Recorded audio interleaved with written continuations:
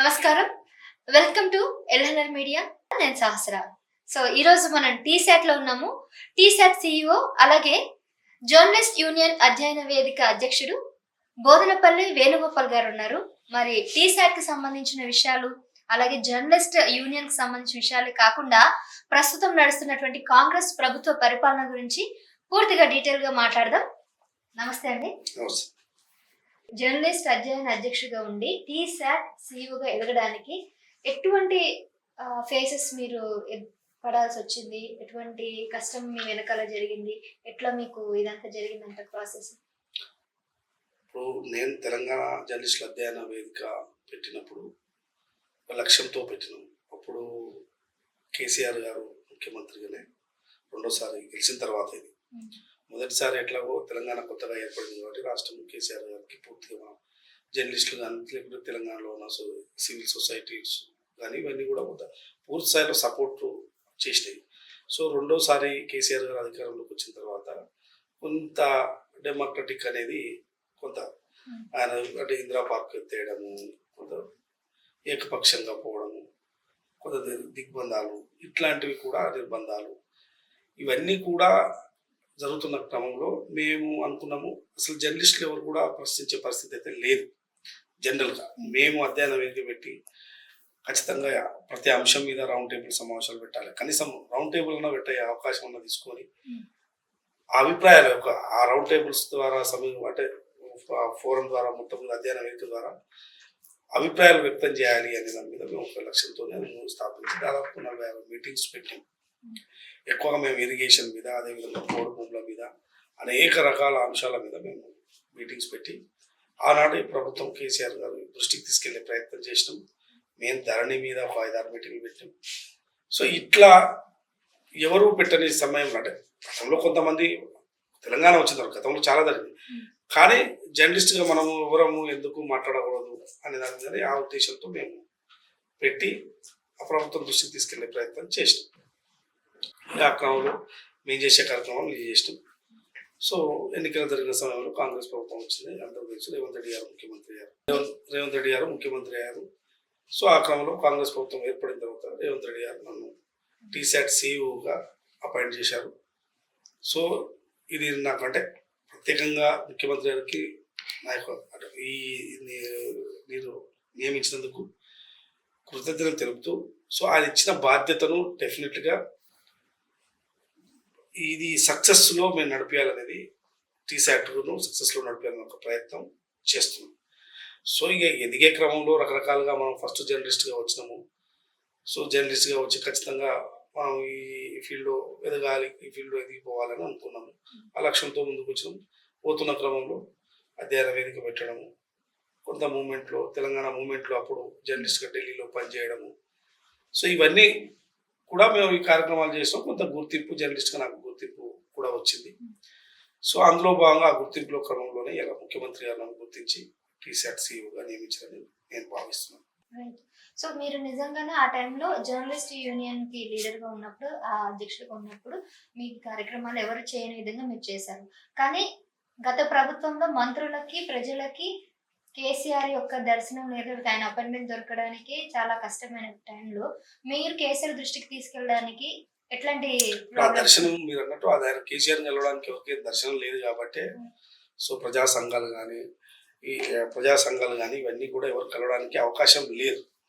So ఈ అవకాశాలు లేని కారణంగా ఈవెన్ జర్నలిస్టులు కూడా కలవడానికి అవకాశం లేదు. ఏదో మీడియా ప్రెస్ మీట్లో కూడా ఎట్లా తిట్టేదో తెలుసు కదా జర్నలిస్టులు. అదే ఖచ్చితంగా ఇప్పుడు మాధ్యమాల ద్వారా మనం చేసే కార్యక్రమాలు మాధ్యమాల ద్వారా పోతాయి కదా. డెఫినెట్గా నాకు తెలిసి ఇరిగేషన్ మీద మేము పెట్టిన కార్యక్రమాలు ఖచ్చితంగా, ఎందుకంటే మేము పెట్టిన ఇరిగేషన్ మీద పెట్టిన రౌండ్ టేబుల్ సమావేశాలు మేము అంటే మామూలు వ్యక్తులతో పెట్టలేదు. చాలా అనుభవం ఉన్న రిటైర్డ్ ఇంజనీర్లతో సమావేశాలు పెట్టేది. ఆ సమావేశాలు ఖచ్చితంగా కేసీఆర్ కూడా ఆ మినిట్స్ చెప్పించుకొని చూసేవారు అనేది మాకు తెలుసు ఆ విషయం. ఈవెన్ కాళేశ్వరంలో అప్పుడు మొదట పంప్ హౌస్లో బురదలో మునిగినప్పుడు దాని మీద రౌండ్ టేబుల్ సమావేశం పెట్టినప్పుడు అందరు రిటైర్డ్ ఇంజనీర్లను తీసుకొచ్చి మీటింగ్ పెట్టినప్పుడు డెఫినెట్గా వీళ్ళు ఏం చెప్తారు, సమాజానికి ఏం నిర్ణయం, ఎట్లా అభిప్రాయం వ్యక్తం చేస్తారు అనేది కేసీఆర్ యొక్క కొంత ఆందోళన ఉంటుంది కదా. ఇప్పుడు ఉండేది అసలు మీ జర్నలిస్టులమో లేకపోతే మామూలు వ్యక్తులు కాళేశ్వరం కూలిపోయింది లేకపోతే కాళేశ్వరం పంప్ హౌస్ మునిగిపోయింది అని చెప్తే పెద్దగా జనరల్ సామాన్య జనం చెప్తే ఉన్నాం కానీ అదే రిటైర్డ్ ఇంజనీర్లు ఏం జరిగింది అందులో ఏం తప్పిదాలు జరిగినాయి అసలు అది అనువైన ప్లేసా కాదా ఇవన్నీ ఇట్లాంటి అభిప్రాయాలు వ్యక్తం చేసినప్పుడు డెఫినెట్గా కాళేశ్వరం విషయంలో రిటైర్డ్ ఇంజనీర్లు మేము పెట్టిన రౌండ్ టేబుల్ సమావేశాలు ప్రజల్లోకి వెళ్ళినాయి. ప్రెస్ క్లబ్ లో పెట్టినప్పుడు 2-3 సమావేశాలు కాళేశ్వరం విషయంలో కంటిన్యూగా పెట్టినాయి. సో అవి ప్రజల్లోకి వెళ్ళినాయి. సో కేసీఆర్ గారు తప్పిదం చేసిండు ఇందులో తప్పు చేశాడు అసలు రిటైర్డ్ ఇంజనీర్లకి అవకాశం లేదు అనేది ఆయన ఆ రోజు ఇంజనీర్లందరూ కూడా వ్యక్తం చేశారు. అంటే మనం ఒక వేదిక కల్పించడం కాబట్టి ఏం జరిగింది అనే దాని మీద ఈ అధ్యయన వేదిక ఆ రోజు ఉపయోగపడింది ప్రజల దృష్టికి పోయింది అనేది నా యొక్క అభిప్రాయం. మీరు అన్నట్టు ప్రజల దృష్టికి వెళ్ళింది కానీ ఇప్పుడు ఆ కాళేశ్వరం ప్రాజెక్టు మీద ఇప్పటికి కూడా ఎటువంటి చర్య కానీ ఎటువంటి యాక్షన్ కానీ తీసుకోలేదు ఇటు స్టేట్ గవర్నమెంట్ కానీ అటు సెంట్రల్ గవర్నమెంట్. ఎందుకని? ఇప్పుడు యాక్షన్ అనేది ఇమ్మీడియట్లీ జరిగేది కాదు. ఇమ్మీడియట్లీ యాక్షన్ తీసుకోవడానికి అవకాశం ఉండదు. ఈ ప్రభుత్వం వచ్చిన వెంటనే చిత్తశుద్ధితో వెంటనే విచారణకు ఆదేశించింది. విచారణ కమిషన్ వేసింది. అసలు అందులో ఏం జరిగింది అనేది ఆల్రెడీ కమిషన్ రెగ్యులర్గా పిలుస్తుంది. కాళేశ్వరం మీద విచారణ జరుగుతుంది. ప్రతి ఒక్కరిని ఎవరెవరు ఇంట్లో ఇన్వాల్వ్మెంట్ ఉంది అసలు ఎవరెవరు ఏం చేశారు అనే దాని మీద అందరిని ఐఏఎస్ ఆఫీసర్లు కావచ్చు దానికి సంబంధించిన అధికారులు కావచ్చు నిర్ణయాలు తీసుకున్న వరకు అందరూ వరుసగా పిలిచి తన ఏం జరిగింది అనేది తెలుసుకునే ప్రయత్నం కమిషన్ చేస్తుంది. సో ఆ రిపోర్ట్ వచ్చిన తర్వాత డెఫినెట్గా ఏం జరుగుతుంది ఎట్లా జరుగుతుంది అది చట్టం తన పని తాను చేస్తుంది. మనము ముందుగా ఏం జరుగుతుంది అనేది మనం చెప్పలేము. అండ్ యాజ్ ఎ సీఈఓగా ఇప్పుడు మీ టీసెట్ సీఈఓగా ఉన్న తర్వాత మీకు ఇప్పుడు ఉన్నటువంటి ముందున్నటువంటి బాధ్యతలు ఏ విధంగా ఉన్నాయి? ఒకటి టీశాట్ సీఈఓ అయిన తర్వాత నేను అయిన రోజే చెప్పాను టీశాట్ను ఇది 2వ స్థానంలో ఉంది దేశంలో దీన్ని మొదటి స్థానానికి తీసుకెళ్లాలని చెప్పి ఆ రోజు నేను అంటే చార్జ్ తీసుకున్న రోజే చెప్పాను. అయితే నేను చార్జ్ తీసుకున్న తర్వాత ఒక 6 నెలల తర్వాత దీన్ని మొదటి స్థానానికి తీసుకెళ్ళగలుగుతాం. సో మొదటి స్థానంలో గతంలో kite channel Kerala channel kite channel అని ఎడ్యుకేషనల్ ఛానల్ దేశంలో 8 ఎడ్యుకేషనల్ ఛానల్స్ ఉన్నాయి. సో ఎడ్యుకేషన్ ఛానల్లో 2వ స్థానంలో ఉంది. మొదటి స్థానం తీసుకెళ్లాలనుకున్నాము. కైట్ ఛానల్ దాటి ఇవాళ టీశాట్ మొదటి నెంబర్ 1 స్థానంలో దేశంలోనే నెంబర్ 1 స్థానం ఎడ్యుకేషనల్ ఛానల్గా నిలిచింది. సో ఆ లక్ష్యంతో ముందుకెళ్ళాం. సో ఇవాళ మొదటి స్థానానికి రావడానికి కూడా ఈ ప్రభుత్వము ఉద్యోగాల నోటిఫికేషన్లు వేయడం వల్లనే ఈ టీశాట్ ముందుకు తీసుకెళ్ళగలిగాం మొదటి స్థానం తీసుకెళ్ళాం. ఎందుకంటే ఉద్యోగాలకు సంబంధించిన ఆన్లైన్ కోచింగ్లన్నీ కూడా మేము టీశాట్ ద్వారా ఇప్పించాము. గ్రూప్ 1 కావచ్చు గ్రూప్ 2 కావచ్చు ఇతర ఉద్యోగ అవకాశాలకు సంబంధించిన డిఎస్సి కావచ్చు అదేవిధంగా టెట్కు సంబంధించి కావచ్చు అన్ని ఆల్ సెంట్రల్ గవర్నమెంట్కి సంబంధించిన ఉద్యోగాలకు సంబంధించి కూడా ఇప్పుడు ఆన్లైన్ కోచింగ్ ఇప్పిస్తున్నాం. ఈ ఆన్లైన్ కోచింగ్ ఇవ్వడం వల్ల నిరుద్యోగులు విద్యార్థులు టీశాట్ను పూర్తి స్థాయిలో ఉపయోగించుకున్నారు. సో అందువల్ల నెంబర్ 1 స్థానానికి వెళ్ళింది.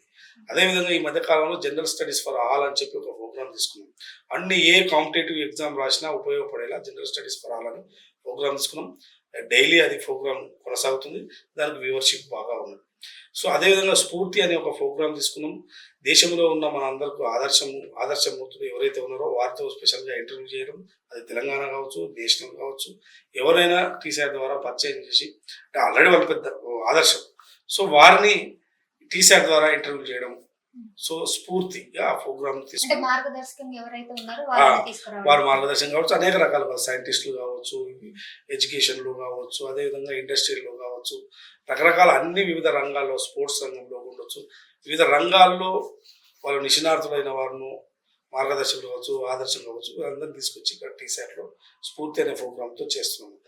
ఇట్లా ప్రతి ఒక్క ప్రోగ్రామ్ను కొత్తగా తీసుకుంటాం. టెక్నికల్కి సంబంధించింది సాఫ్ట్వేర్ రంగానికి సంబంధించి కోర్సులకు సంబంధించి కొన్ని ఆ కోర్సులు కూడా దానికి సంబంధించిన ఓరియంటేషన్ క్లాసులు ఎట్లా ఉద్యోగ అవకాశాలు తెచ్చుకోవాలి అనే విధంగా వివిధ కంపెనీలకు సంబంధించిన వాళ్ళు సీఈఓలతో కూడా ఈ సమావేశాలు ఇందులో టీశాట్లో మేము రెగ్యులర్గా ఇంటర్వ్యూలు కూడా చేయిస్తున్నాం. సో ఓవరాల్గా ఈ విధంగా చేయడం వలన ఇలా టీశాట్ నెంబర్ 1 స్థానానికి 45 లక్షల మంది యూజర్స్తో దేశంలోనే నెంబర్ 1గా నిలిచింది. దాదాపుగా 107 మిలియన్స్ వ్యూవర్షిప్ అంటే యూజర్సే కాకుండా వ్యూవర్షిప్ 107 మిలియన్స్ వ్యూవర్షిప్ ఇప్పటివరకు.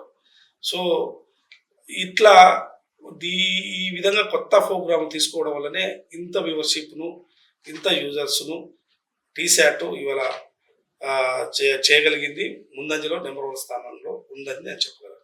అంటే ఆల్రెడీ అభివృద్ధి చెందినటువంటి ఈ టీశాట్ మీ చేతిలోకి వచ్చిన తర్వాతనే ఇంకా డెవలప్ అయిందని మీరు అనుకుంటున్నారా? సో గతంలో ఉన్న వాళ్ళు ఎంత చేయగలిగారో వాళ్ళు చేశారు.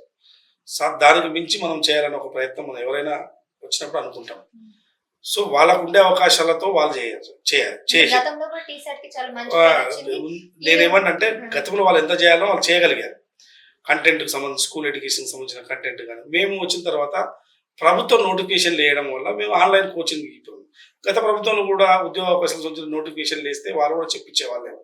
కానీ అప్పుడు నోటిఫికేషన్లు లేవు, వేసినా అవి ప్రశ్నపత్రాలు లీక్ అయ్యేది, ఎగ్జామ్స్ నడుస్తాయా నడవా అర్థం కాని పరిస్థితి ఉండేది. ఇప్పుడు అట్లా లేదు. సో దానికి సంబంధించిన నోటిఫికేషన్ వేసిన వెంటనే మేము కోచింగ్ ఇవన్నీ కూడా ఇప్పగలిగినాం. జనరల్ స్టడీస్ ఫర్ ఆల్ అని కొత్త ప్రోగ్రామ్ పెట్టగలిగినాం. ఇవన్నీ పెట్టగలిగినాం కాబట్టి మేము వ్యూవర్షిప్ను ఎక్కువ యూజర్స్ను టీశాట్ దక్కించుకున్నాం. సో అందువల్ల నెంబర్ 1 స్థానం చేరింది. సో మీరు ఒక జర్నలిస్ట్ అయ్యండి కేవలం ఒక్క పార్టీకి ఎందుకు మద్దతు పలికారు? కాంగ్రెస్ పార్టీకి. మీకు అనిపిస్తుంది అట్లా ఒక పార్టీకి అంటే మీరు నేను కలిసిన ప్రతిసారి అయితే మీరు కాంగ్రెస్ పార్టీకి మద్దతు పలకడం అయితే నేను చూడడం జరిగింది. ఎట్లా మద్దతు పలికినా? బీఆర్ఎస్ ప్రభుత్వానికి వ్యతిరేకత కొన్ని కార్యక్రమాలు చేపట్టారు. కొత్త అది ప్రభుత్వం మీరు వ్యతిరేకంగానే ఎందుకు అనుకుంటున్నారు? వ్యతిరేకంగానే ఎందుకు అనుకుంటున్నారు? నేను ఇంతకు ముందే చెప్పిన నేను కాంగ్రెస్ పార్టీకి మద్దతు పలుకుతున్నాను అని మీరు అనుకునేదానికి నేను ఒక జర్నలిస్ట్ గా నేను చేయాల్సిన బాధ్యత చేసిన. బయట మిమ్మల్ని కాంగ్రెస్ లీడర్ కూడా అంటుంటారు. అంటే తప్పేం లేదు. ఇప్పుడు నేను ఒక కాంగ్రెస్ లీడర్ను అని అంటే దాంట్లో ఇప్పుడు పెద్ద వ్యతిరేకమైన వర్డ్స్ ఏం కావు కదా. ఓకే, ఒక్కొక్కరు ఒక్కొక్క అభిప్రాయం వ్యక్తం చేస్తారు నా పట్ల. వ్యక్తం చేసినంత మాత్రం వాళ్ళు నాకు శత్రు దుష్మన్లు గారు అది కాదు. ఒకటి నేనేమన్నంటే ఆనాడు మేము అట్లంటే మరి 2009లో మేము ఒక జర్నలిస్ట్గా తెలంగాణ అంశానికే మేము కట్టుబడి ఉద్యమంలో పాల్గొని మా ఉద్యోగాలు పోయినా పర్వాలేదని చెప్పి ఢిల్లీలో మా వంతుగా పనిచేసి అప్పుడు కాంగ్రెస్ ప్రభుత్వం అధికారంలో ఉన్నా కేసీఆర్ గారు మంచో చెడో ఆయన చేసే కార్యక్రమాలకు సంబంధించి ప్రతిదానికి మనం మద్దతు ఇవ్వాల్సిన అవసరం ఉన్నది. ఎందుకంటే ఆయన ఉద్యమంలో ఉన్నాడు కాబట్టి మద్దతు ఇవ్వాల్సిందని ఆ రోజు మేము టీఆర్ఎస్ కాదే, ఓన్లీ ఉద్యమ నేపథ్యంలో కేసీఆర్ని వీళ్ళందరం కలిసి మనం పనిచేయాల్సిన అవసరం ఉందని చెప్పి ఆ రోజు మరి కేసీఆర్ ఏ పని చేసినా మేము దానికి మద్దతు పలికేది. అప్పుడు టీఆర్ఎస్ కాదు కదా, మద్దతు పలికేది, అంశాల వారిగా మద్దతు ఇచ్చేది. సో అప్పుడు మనం టీఆర్ఎస్ ఏం కాదు, కాంగ్రెస్ ఏం కాదు. ఒక జర్నలిస్ట్గానే మనకు తెలంగాణ రావాలి, మనకు ఆ కాలం రావాలి, అందరూ కాంగ్రెస్ టీఆర్ఎస్ అందరూ కలిసి పనిచేయాలని చెప్పి ఉద్యమంలో పనిచేసినాము. అంత మాత్రం మరి అప్పుడు టీఆర్ఎస్ అని ఎందుకు అనలేదు. సో కాబట్టి కేసీఆర్ గారు మొదటి ప్రభుత్వంలో మేము ఏం సపోర్ట్ చేయలేదే, అసలు ఏం మాట్లాడలేదే. మొదటి ప్రభుత్వంలో ఏం మాట్లాడలేదు.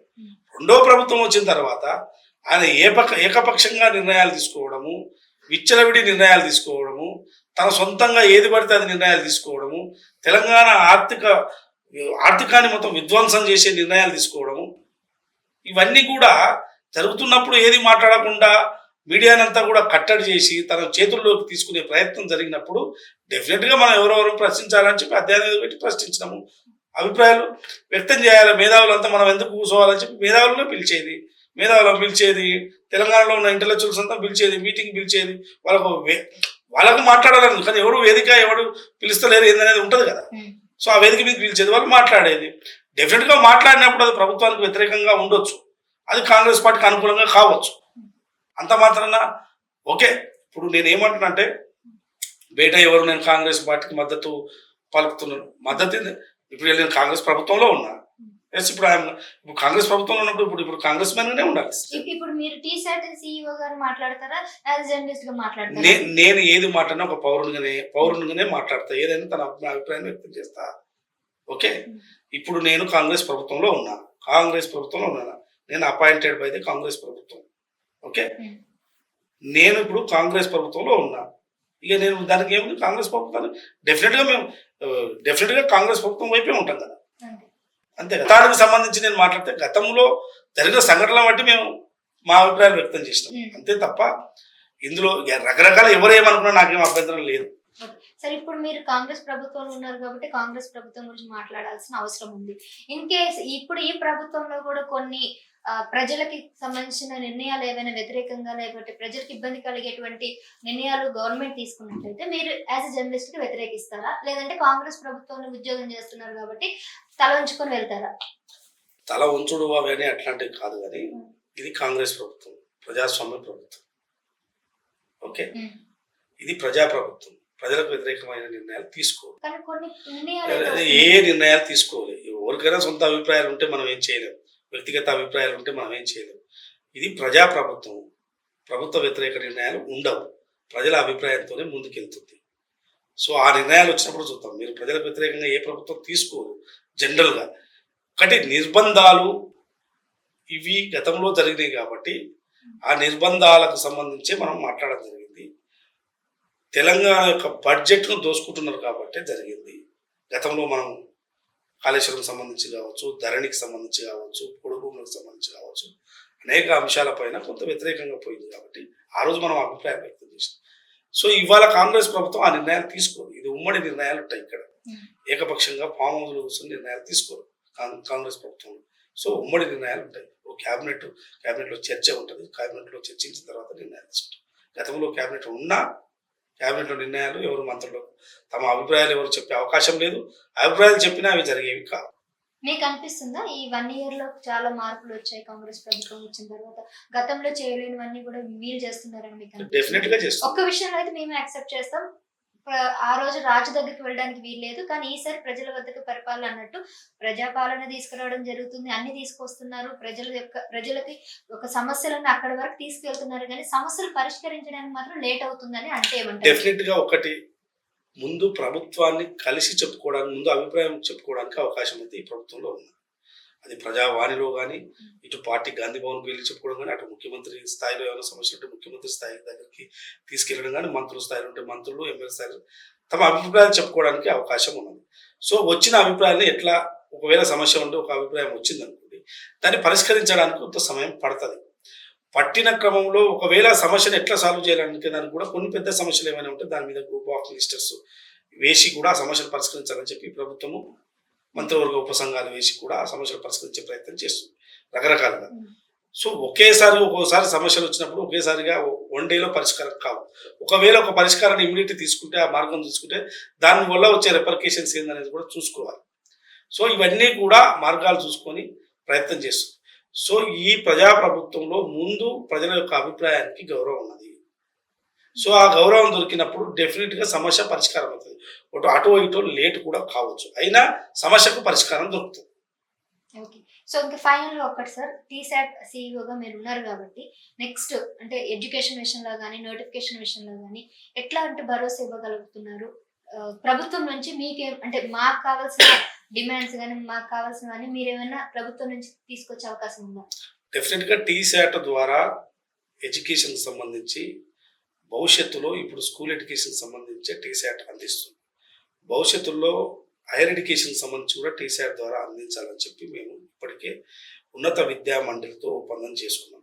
అది బీటెక్ కావచ్చు, ఎంబీఏ కావచ్చు, ఎంసీఏ కావచ్చు, ఆల్ పీజీ కోర్సెస్ కావచ్చు, డిగ్రీ కావచ్చు, ఆల్ సబ్జెక్ట్స్ సంబంధించి, ఆల్ ట్రేడ్కి సంబంధించి, అంటే టెక్నికల్కి సంబంధించి. సో ఇక్కడ నుంచి ఆన్లైన్ క్లాసెస్ చెప్పించాలి అనే దాని మీద ఒక ఒప్పందం చేసుకున్నాము. సాధ్యమైనంత వరకు వచ్చే అకాడమిక్ నుంచి కొన్ని కోర్సెస్ ఉన్నత అంటే హైయర్ ఎడ్యుకేషన్ సంబంధించి కూడా క్లాసెస్ నడపాలి అనే దాని మీద మేము ఒక ప్రయత్నం కొనసాగుతుంది. సో భవిష్యత్తులో ఇంటింటికి టీసాట్ ఉండాలి, ఇంటింటికి ఉన్నత విద్య అందించాలి, ఇంటింటికి ప్రతి సబ్జెక్టులకు సంబంధించి, అది 3rd క్లాస్ నుంచి, అంటే మామూలుగా ఎల్కేజీ యూకేజీ పిల్లలు కొంత చూడలేని పరిస్థితి ఉంటుంది. సో మినిమం అయితే 6th నుంచి డెఫినెట్గా, అది హైయర్ ఎడ్యుకేషన్ వరకు డెఫినెట్గా మొత్తం టీసాట్ ద్వారా ఆన్లైన్ క్లాసెస్ మంచి క్వాలిటీ ఫ్యాకల్టీతో చెప్పించి అది అందించాలన్న ఒక ప్రయత్నం కొనసాగుతుంది. ఇంటింటికి టీసాట్ ఉండేలా ప్రయత్నం చేస్తాం. Right sir. సో అయితే కాంగ్రెస్ మీద ఇప్పుడు కొన్ని విమర్శలు అయితే ఎక్కువగా రావడం జరుగుతుంది. అంటే నేను యాజ్ ఏ జర్నలిస్ట్ గా, లేదంటే బయట ప్రజల నుంచి విన్న మాటలు అయితే మీరు ఇక్కడ చెప్పడం జరుగుతుంది. సో వీళ్ళు ఏం చెప్తున్నారంటే, ఒకటి క్యాబినెట్ విస్తరణ జరగలేదు, కావాలనే మంత్రులందరికీ ఎవరికి కూడా ఇవ్వకుండా వాళ్ళ దగ్గర ఉంచుకుని, ఒకవేళ క్యాబినెట్ విస్తరణ కనుక జరిగినట్లయితే వీళ్ళంతా కూడా అంటే కొంత డిసప్పాయింట్ అయిపోయి వాళ్ళంతా కూడా మళ్ళీ బీఆర్ఎస్ కి వెళ్ళిపోతారేమో అందరిని అట్టి పెట్టుకొని ఉంచుకోవాలని అందుకే లేట్ జాప్యం చేస్తున్నారు అని అంటున్నారు. దీనికి ఏం చెప్తారు? ఇప్పుడు ఎవరు ఇష్టం వచ్చినట్టు వాళ్ళు విశ్లేషించుకుంటారు. ఎవరు రైట్ వాళ్ళకు ఉంది, విశ్లేషించుకుంటే తప్పేం లేదు. సో క్యాబినెట్ అనేది ఎప్పుడు వేయాలి, ఏ సందర్భం వేయాలి, ఎట్లా వేసుకోవాలి అనేది ముఖ్యమంత్రి గారి యొక్క అది అది నిర్ణయం. సో కాబట్టి దాని గురించి ఇప్పుడు క్యాబినెట్ గురించి మీరు మాట్లాడడానికి అవకాశం లేదు ఫస్ట్ ఆఫ్ ఆల్. సో ఇప్పుడున్న మంత్రులు అందరూ కూడా చాలా సీనియర్లు, మంచి అనుభవం ఉన్న వాళ్ళు. సో కాబట్టి ప్రభుత్వము బ్రహ్మాండంగా నడుపుతున్నారు. సో క్యాబినెట్ డెఫినెట్గా విస్తరణ ఇంకా ఉన్నాయి కాబట్టి డెఫినెట్ జరుగుతుంది, జరిగే సమయంలో అది జరుగుతుంది. సో కాబట్టి రకరకాలుగా ఎవరైనా రకరకాలుగా విశ్లేషించుకుంటే మనం ఎవరైనా చేయలేము. విశ్లేషించుకునే వాళ్ళు ఏ రకంగా విశ్లేషించుకోవాలో ఆ రకంగా విశ్లేషించుకుంటారు. కొంతమంది వ్యక్తిగత అభిప్రాయాలతో విశ్లేషించుకుంటారు, అది వాళ్ళ ఇష్టం, ఎవరైనా ఇష్టం. అంటే ఇప్పుడు మరి ఎందుకు జాప్యం జరుగుతుంది? జరుగుతాయి. ప్రభుత్వం ఉన్నప్పుడు కొన్ని అంశాలలో కొంత స్ట్రాటజీ ఉంటుంది, ఏ రకంగా నడుపుకోవాలని నడుపుకుంటారు ప్రభుత్వంలో.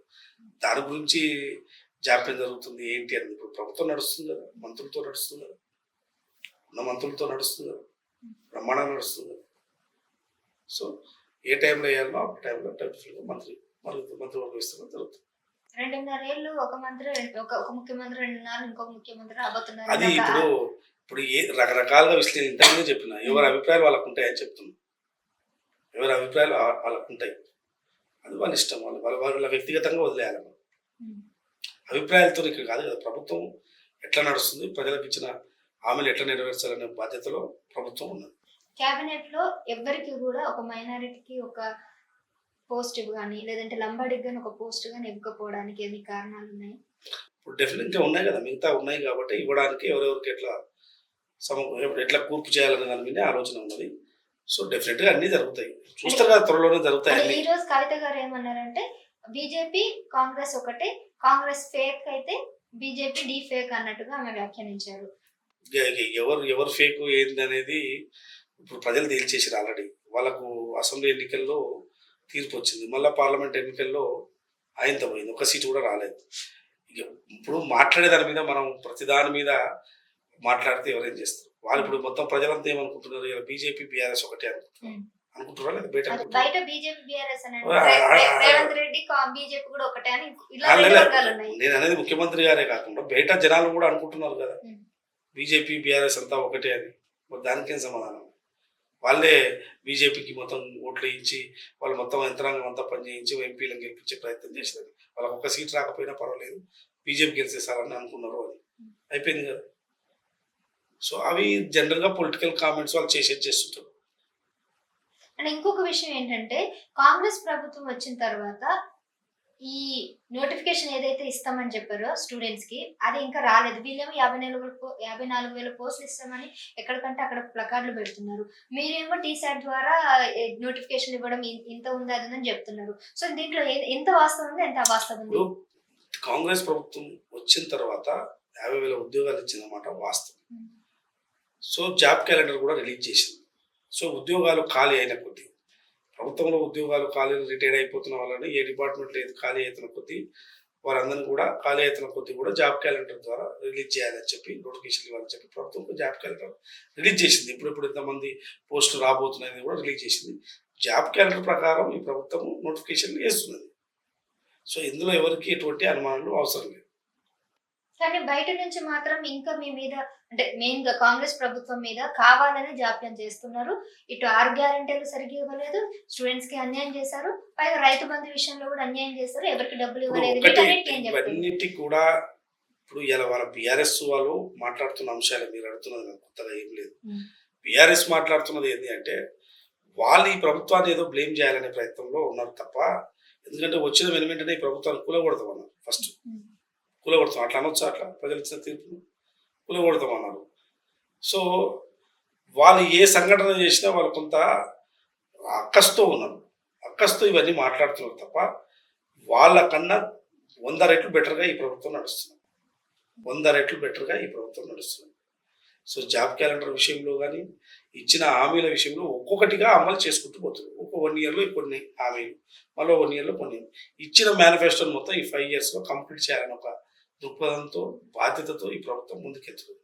సో వాళ్ళు మాట్లాడేది రకరకాలుగా మాట్లాడుతుంటారు. ఇప్పుడు రైతు రుణమాలకు సంబంధించి వాళ్ళు వడ్డే మాఫీ చేశారు.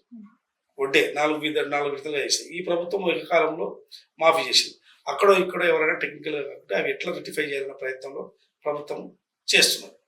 సో ఏకకాలంలో చేసింది కదా, ఎంత ఆర్థిక ఒడిదుడుకులు వచ్చినా ఏకకాలంలో చేయాలని చేశారు కదా. సో ఈ ప్రభుత్వం చిత్తశుద్ధితో ఇచ్చిన మాట మీద నిలబడి చిత్తశుద్ధితో పనిచేస్తున్నది. ప్రజల అభిప్రాయాన్ని గౌరవిస్తున్నది. ప్రజల విన్నపాలు తీసుకుంటున్నది. గ్రామ సభలు పెట్టి గ్రామాల్లో తమకు ఏం కావాలో అర్జీలు ఇవ్వండి, అర్జీల ద్వారా తమ అభిప్రాయాన్ని వ్యక్తం చేస్తున్నారు. తన అభిప్రాయాన్ని వ్యక్తం చేస్తే తిరగబడుతున్నదని కొంతమంది మాట్లాడతారు. తప్పది. గ్రామ సభలు పెట్టినప్పుడు కొంతమంది వస్తారు, నాకు ఇది రాలేదు. మీరు 10 ఏళ్ల నుంచి ఏం చేయలేదు కాబట్టి, 10 ఏళ్ల నుంచి రేషన్ కార్డు ఇవ్వలేదు, 10 ఏళ్ల నుంచి పేదలకు ఇల్లు కట్టించలేదు, 10 ఏళ్ల నుంచి మీరు అనేక సమస్యలు, మీరు గ్రామాల్లో ధరణి విషయంలో అనేక సమస్యలు గ్రామాల్లో పట్టి పీడిస్తున్నాయి. సో ఈ సమస్యలన్నీ కూడా ఇలా గ్రామ సభలు పెడితే వచ్చి అడుగుతారు. వచ్చి ప్రభుత్వం పెట్టి కొత్త ప్రభుత్వం వచ్చింది కాబట్టి డెఫినెట్గా మీరు పరిష్కరించండి, మీకు అధికారం ఇచ్చిన కదా పరిష్కరించండి అని అడుగుతారు. అడిగితే అదే తన అభిప్రాయాలు వ్యక్తం చేసినట్టుగా తప్ప తిరగబడినట్టు కాదు కదా. ప్రజలకు అధికారులకు కూడా ఏమేమి అభిప్రాయాలు వస్తున్నాయి, ఎట్లా పరిష్కరించాలని ఆలోచన చేస్తారు కదా. ఒక్కరోజు సభ పెడితే సమస్యలు పరిష్కారం కోసం ఒక్కరోజు ఆ రోజు అభిప్రాయాలు చెప్పినది ఒక్కరోజే కావు కదా. సో అన్ని అభిప్రాయాలు సేకరించి వచ్చిన అర్జీలు 100 మందికి ఇల్లు కావాలని వస్తే అందులో ఎవరు అర్హులు, ఇల్లు ఇస్తున్నప్పుడు అందరూ వస్తారు, వచ్చినప్పుడు అందులో అర్హులకు ఖచ్చితంగా ఇల్లు ఇవ్వాలని ప్రభుత్వం ప్రయత్నం చేస్తారు కదా. సో ఆ ప్రక్రియ జరుగుతున్నది. సో ఇంత డెమోక్రటిక్గా ఇవాళ ప్రభుత్వము నడుస్తున్నది. డబుల్ బెడ్రూమ్ ఇల్లులు కేసీఆర్ నిర్మిస్తే ఆ పేరు చెప్పుకొని ఆ డబుల్ బెడ్రూమ్ ఇల్లులు వీళ్ళకి ఇవ్వడం అనేది ఎంతవరకు సంబంధించింది? ఇప్పుడు ఆయన కట్టిన, ఒకవేళ మీరు అన్నట్టే ఆయన కట్టిన ఇండ్లు ఉన్నాయనుకోండి, అవి వదిలేద్దామా? నాకు తెలిసి నాకు కట్టిన ఇండ్లు అయితే లేవు. నాకు తెలిసి ఇప్పుడు వాళ్ళు ఏం కట్టిరో అవి కొన్ని పలిగిపోయినాయి. అవును, అవి అక్కడ రాకుండా కొన్ని అక్కడ రాకుండా కూడా పోయినాయి. అవి ఇప్పుడు పోతే అవి మొత్తం సిమెంట్ పిల్లలు ఇట్లాంటి అన్ని విషయపడుతున్నాయి. ఒకవేళ అట్లాంటి ఎక్కడో 2, 3 ఉంటే మరి అవి వదిలేయలేం కదా. ప్రభుత్వ ఆస్తే కదా, ప్రజల ఆస్తే కదా, ఇవ్వాల్సిందే కదా. ఎవరో పేదలకు అయితే ఇవ్వాల్సిందే కదా. సో అవే కాకుండా ఇవాళ గ్రామాల్లో ఒక్కరికి కూడా ఇల్లు ఇవ్వలేదు. గ్రామాల్లో ఇల్లు ఇవ్వాలని చెప్పి ప్రభుత్వం ప్రయత్నం చేస్తుంది. ఇల్లు ఇవ్వాలని ప్రయత్నం చేస్తుంది. గ్రామ సభలు నడుస్తున్నాయి. సో అద్భుతంగా ఇప్పుడు ప్రజల యొక్క అర్జీలు తీసుకొని ప్రభుత్వం ఎట్లా పరిష్కరించాలనే మార్గం నడుస్తుంది తప్ప ఇందులో వాళ్ళలాగా ఏది పడితే అది నిర్ణయాలు తీసుకునే పరిస్థితి ఈ ప్రభుత్వంలో ఉండదు. ఫైనల్ గా ఒకటి సార్, ఈ ఫామ్ లో కేసు విషయంలో కేటీఆర్ అరెస్ట్ అని అంటున్నారు కానీ ఇప్పటి వరకు అరెస్ట్ చేయలేదు. అంటే అరెస్ట్ చేస్తే అతను సానుభూతి వచ్చి మళ్ళీ ముఖ్యమంత్రి అవుతారు, అందుకే మనం ఎందుకు ఆ ఛాన్స్ ఇవ్వాలని మీరు అరెస్ట్ ని ఆపుతున్నారా? ఎవరు ఆపుతారు? ఎందుకు ఆపుతారు? అప్పుడు ఒక కేసు విచారణ జరుగుతున్నప్పుడు అట్లా పూర్వాపరాలన్నీ పరిశీలించిన తర్వాత డెఫినెట్ గా ఎవరైనా ఏదైనా నిర్ణయాలు తీసుకుంటారు. ఇప్పుడు అది ఇప్పుడు నీ చేతిలో, నా చేతిలో, ఇంకో ప్రభుత్వం, ముఖ్యమంత్రి గారి చేతుల్లో, మంత్రుల చేతుల్లో లేదు. ఒక దర్యాప్తు సంస్థ చేస్తున్నది. ఆ దర్యాప్తు సంస్థ విచారణలో భాగంగా ఏం జరుగుతుంది దాన్ని మొత్తం పూర్వాపరాలన్నీ తీసి డెఫినెట్గా అన్ని ఆధారాలతో సహా ఏం చేయాలో అది చేస్తారు. ఊగిన అరెస్ట్ అనేది ప్రభుత్వాలు చేయవు, ముఖ్యమంత్రి గారు చేయరు. ఆయన మీద ఒక ఆరోపణ వచ్చింది, ఆరోపణకు సంబంధించి మొత్తం ఎవిడెన్స్ అన్ని సేకరించినట్టుంది. సో అందులో భాగంగానే ఆయన మొత్తం విచారణ జరుగుతున్నది. ఆ విచారణలో భాగంగా రేపు అరెస్ట్ కావచ్చు, ఏమైనా కావచ్చు, మనకేం తెలుసు. అది మనం ముందే చెప్పడానికి అవకాశం లేదు కదా. అరెస్ట్ కాలేదు అంటే ఎప్పుడు ఏది చేయాలో అదే చేస్తుంది. మనము దాని మీద ఊగిన కేటీఆర్ గారు అరెస్ట్ అయితే కాంగ్రెస్ ప్రభుత్వానికి కానీ, కాంగ్రెస్ కానీ పార్టీకి కానీ, ప్రభుత్వానికి వచ్చేది ఏముంటుంది? ఏమి ఉండదు కదా. సో తప్పు చేసినప్పుడు అరెస్ట్ చేయకపోతే ప్రభుత్వం కూడా బదనామవుతుంది కదా, వీళ్ళే ఆపుతున్నారేమో అని. సో అదొక దర్యాప్తు సంస్థ చేస్తుంది. దర్యాప్తు సంస్థ ఏం నిర్ణయాలు తీసుకుంటుందో, ఎట్లా తీసుకుంటుందో, వాళ్ళు చేసే పనిని ఈ ప్రభుత్వానికి కూడా అడ్డగట్టడానికి అవకాశం లేదు. ఒకవేళ ప్రభుత్వం విచారణ అడ్డుకుంటే తప్పు, అడ్డుకోవడానికి కూడా అవకాశం లేదు కదా. Right sir, thank you so much. మీరు అన్నట్టుగా టీశాట్ ఇప్పటి వరకు నెంబర్ 1 స్థానంలో ఉంది అని అంటే దానికి మీరు కూడా చాలా ప్రోగ్రామ్స్ ని కండక్ట్ చేయడం కానీ ఈ స్థాయికి తీసుకురావడం అనేది ప్రశంసనీయం. అంతేకాకుండా ఇంకా భవిష్యత్తులో కూడా అటు విద్యార్థులకు కానీ, స్టూడెంట్స్కి కానీ, ఇంకా చాలా మంది నిరుద్యోగులందరికీ కూడా టీశాట్ చాలా ఉపయోగపడాలి. ఎడ్యుకేషన్ పరంగా కూడా చాలా మందికి యూజ్ అవ్వాలి. అలాగే మీరు కూడా టీశాట్ ని ఇంకా నెంబర్ 1 స్థాయికి ఇంకా ప్రపంచవ్యాప్తంగా కూడా తీసుకెళ్లాలని మేము కూడా కోరుకుంటున్నాం. Thank you so much.